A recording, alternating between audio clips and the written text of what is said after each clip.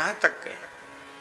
पद्म पुराण में भगवान व्यास कह रहे हैं, गोकोटि दानम ग्रहणेषु काशी। अभी ग्रहण आने ही वाला है। ग्रहण का काल अक्षय पुण्य काल होता है।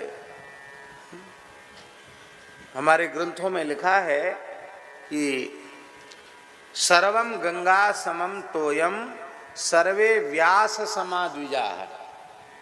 सामान्य जल भी गंगा जल के तुल्य हो जाता ग्रहण काल में। सामान्य कुआ, बावड़ी, सरोवर आदि का जल, फिर साक्षात श्री यमुना जी मिले, साक्षात श्री गंगा जी मिले, तब तो कहना ही क्या है। और सभी ब्राह्मण भगवान कृष्ण द्वैपायन व्यास के तुल्य हो जाते। ऐसी ग्रहण काल की महिमा है। और महाराज जी धर्म संघ वाले गुरु जी उदाहरण दे के बोलते थे कि ग्रहण के स्पर्श से मोक्ष तक आप यदि पवित्र जल में स्थित होकर जिस मंत्र का जप करेंगे, उस मंत्र का सविधि पुरस्कार संपन्न हो जाएगा।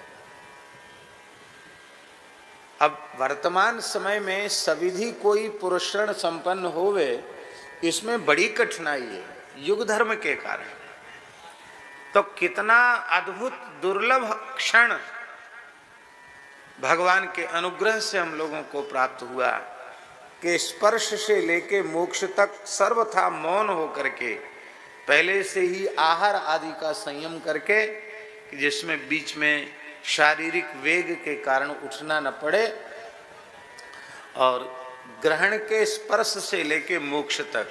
हाँ, शरीर के किसी में अस्वस्थता है, अब वो जल में बैठने में समर्थ नहीं, तो जल के निकट बैठ जाए, क्योंकि मूल तो बात है भगवान का स्मरण करना। और नहीं तो मंत्र अनुष्ठान की बात तो है ही है, नहीं तो दास तो यही करता है प्रायः। और स्थान में भी ये होता ही है। ग्रहण के स्पर्श से लेके मोक्ष तक सब बैठ जाओ, जिसको मंत्र जप करना हो वो करे, जब किसी को मनाही नहीं है। और बाकी जो लोग हैं सब बैठ करके महामंत्र का कीर्तन करें, स्पर्श से लेके मोक्ष तक। उठना ही नहीं, कोई दूसरा काम नहीं, महामंत्र का संकीर्तन करो।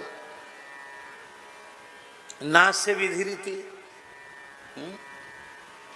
तो महामंत्र का भी पुरस्कार हो जाएगा, और इससे बढ़िया और क्या है।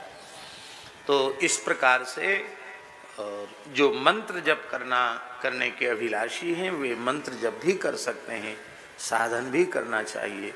और नहीं तो कम से कम नाम संकीर्तन तो उस समय में करना ही चाहिए। तो ग्रहण काल की बड़ी महिमा है। चंद्र ग्रहण की विशेष महिमा काशी की है, और सूर्य ग्रहण की महिमा कुरुक्षेत्र की है।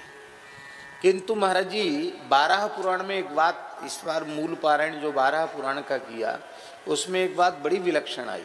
12 पुराण में भगवान यज्ञवारह कह रहे हैं पृथ्वी देवी से कि अक्रूर तीर्थ पर, जहाँ मैंने अक्रूर जी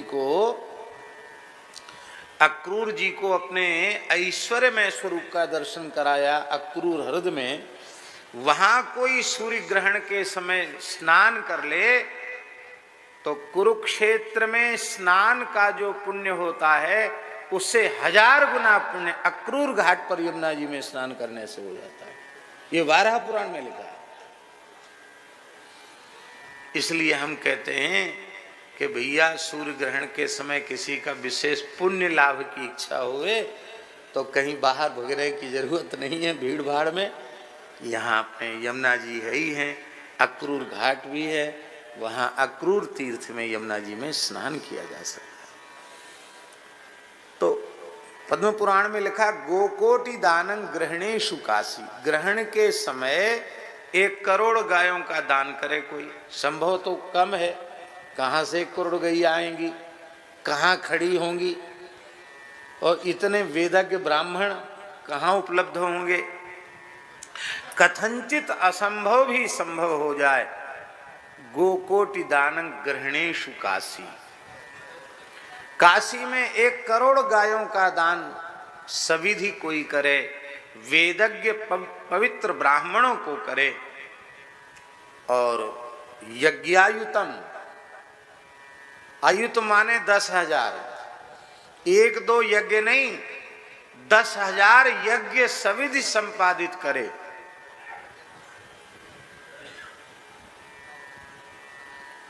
मेरु सुवर्ण दानम, स्वर्ण दान की बड़ी महिमा है।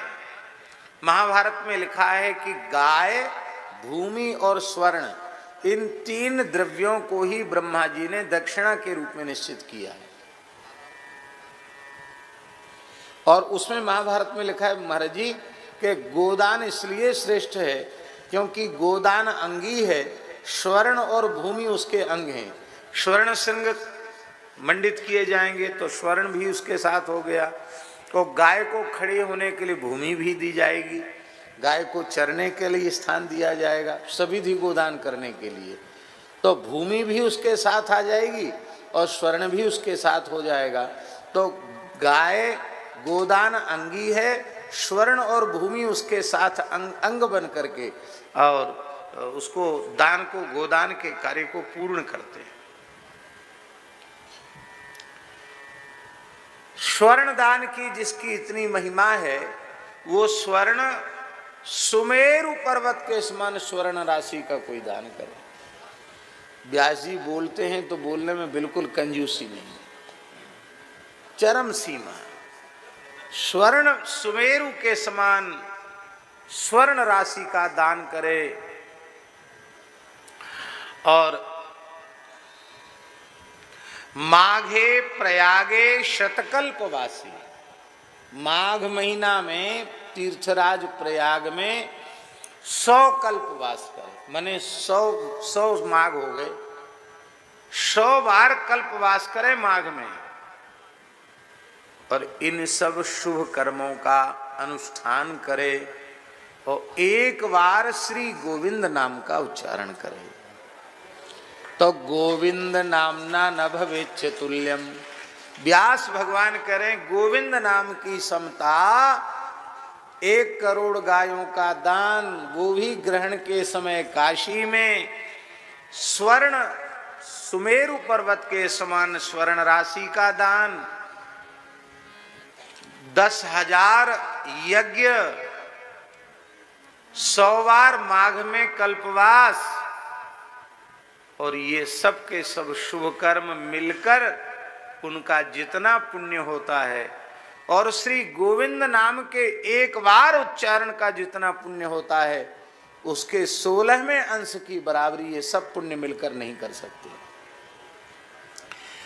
नामापराध में नाम की तुलना, नाम महिमा की तुलना किसी अन्य व्रत उपवास आदि से करना, अथवा नाम की तुलना किसी अन्य साधन से करना, ये नामापराधों में नामापराध है। वैष्णव का धर्म है कि नाम से बढ़कर कुछ भी स्वीकार न करें। और महाराज जी